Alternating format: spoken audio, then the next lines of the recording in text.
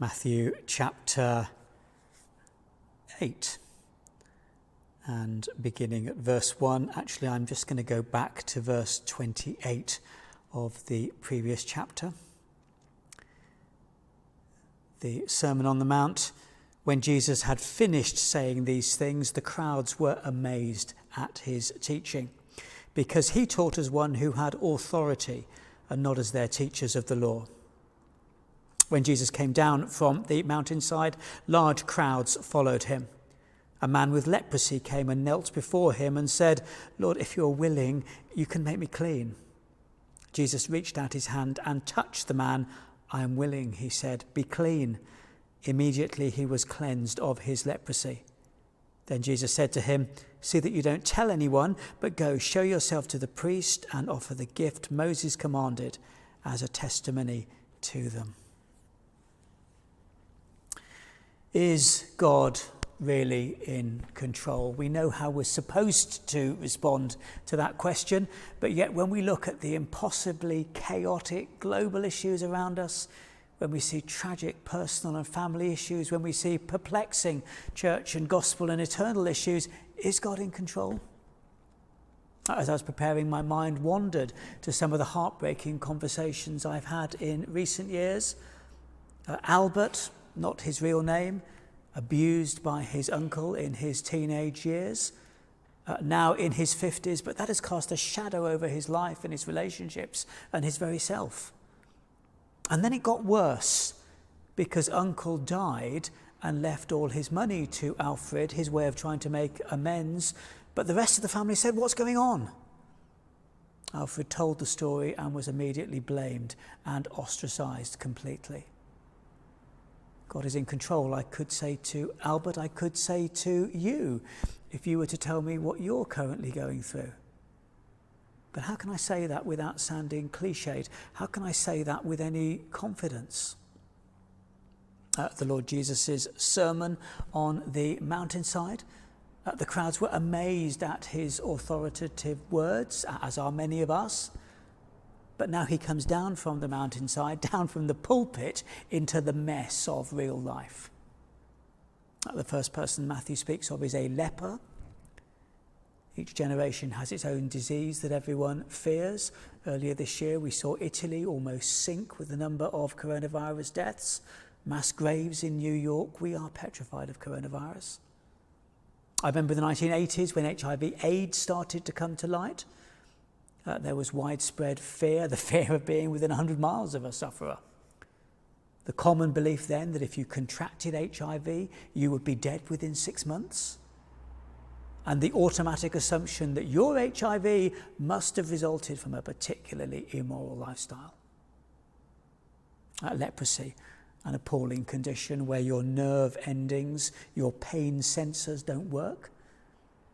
By the time you notice that you are being injured, being burned, the damage is done. 2,000 years ago, thought to have no cure, thought to be highly contagious, it was the kiss of death. And similar to HIV 30 years ago in our country. Well, what must he have done to deserve that? There's no place for him in our society. Unclean, unclean leper. The leper at the foot of the mountain. But can this Jesus help me? He could have thought. Jesus has fine words, words of authority, but can his words translate into the messiness of real life, the messiness of my life? Does he have the authority to change even my circumstances? I go to the doctor with my diagnosis of cancer and I say, "Doctor, can you heal me?" And she may or may not be able to heal me, depending on the type of cancer and how advanced it is. "Lord, can you help me?" we expect the leper to say to Jesus, but the leper says nothing of the sort. His exact words, "Lord, if you're willing, you can make me clean." Not, "Lord, can you heal me?" Lord, will you heal me? Yes, Jesus can speak with authority, but can he act with authority? Does he have authority? Is he in control? Is he in control not just of the world generally, but even of the cells in an individual's body? But to those questions, the man with leprosy had no doubt. Isn't this extraordinary? The leper had experienced no one like Jesus before, would encounter no one like Jesus ever again. Someone who, at a word, could sort everything. Could Jesus really do this? Could Jesus really be that in control of all things? It wasn't even a question. And we know what happened. Jesus says to that leper, I am willing. And then he does something so wonderful, so tear-inducing, he touches him. When was the last time this leper was intentionally touched? Well, not since he started showing signs of leprosy. Why did Jesus touch him? Why did he not simply say the word as he does with many other healings? I've pondered that, and I've come to the conclusion Jesus touched an unclean, unloved, unwanted leper because he could, because he did, because he does. Because Jesus is not just a man in a pulpit, he is a deeply compassionate man, an intensely intimate man, and a profoundly caring man. God in heaven, someone who barks down orders, someone who allows evil and suffering to just happen, someone who sits back and merely watches, someone who set the world running but is no longer actively in control, someone who sees suffering and is too emotionally detached to intervene, someone too powerless to intervene. That is not the God of the Bible. That is not the God who came down in the person of Jesus. That is not God. This story is about Jesus and his authority. There is no question that he is in control. And we see how he wills, how he chooses to exercise his authority. In his compassion, he willingly uses his authority to transform impossibly devastated lives. Church. Do you think we still fall into the mindset that says church is an event we come to, a service we watch online? No, church is a community of people who have experienced and are experiencing and helping each other experience Jesus using his authority to compassionately transform impossibly devastated lives. Jesus heals a leper, showing us that the reason his words on the mountain have so much authority is because he has so much authority. An authority not the slightest bit doubted by this man whose life was as close to a living hell as is possible to imagine. How did this man approach Jesus? Simply. No fancy words or formula here. Lord, if you are willing, you can make me clean. Humbly, literally, he fell at Jesus' feet. Acknowledging his need for help. He was a leper, he could not cure himself. Lord, a recognition of who he's talking to. If you're willing, no presumption, no sense of entitlement.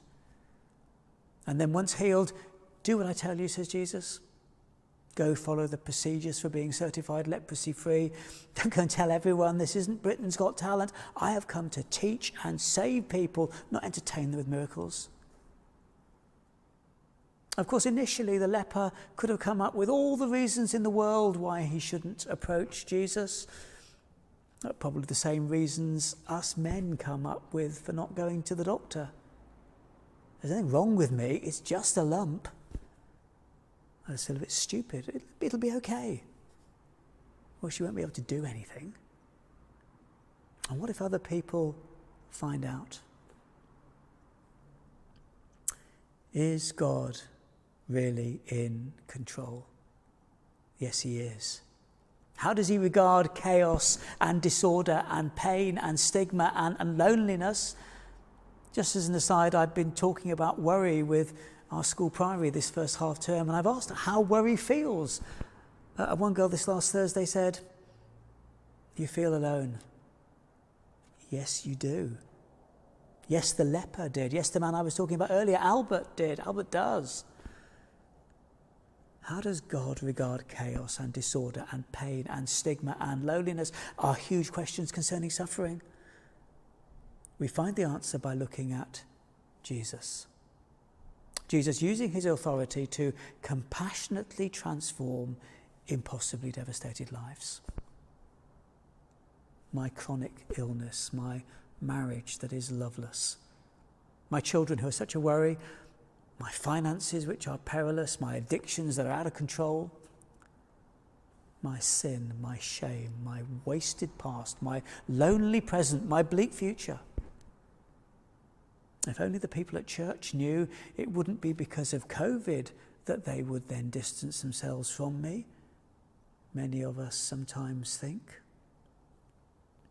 What did I read recently? No friendship in the world would last a day if we could see each other's thoughts. All our relationships hinge to a certain extent on hiding. But there is one from whom I need not hide, I must not hide. The one who gloriously has authority over all things. My friend Albert did not hide from Jesus. Jesus is healing Albert, and one day that healing will be complete. And so I do not hide my sin, my shame, my doubts, my perplexity at the world he has created, my chaos, my turmoil from Jesus. He has authority to sort all things. He can sort all things. He is willing to sort all things. Church, not an event, no, church, a community of people who talk to each other. Come and talk to me, talk to us if you're despairing. We will not judge you, we will not think any less of you, but we will gently help you be touched by Jesus. The one who, in his compassion, willingly uses his authority to transform impossibly devastated lives.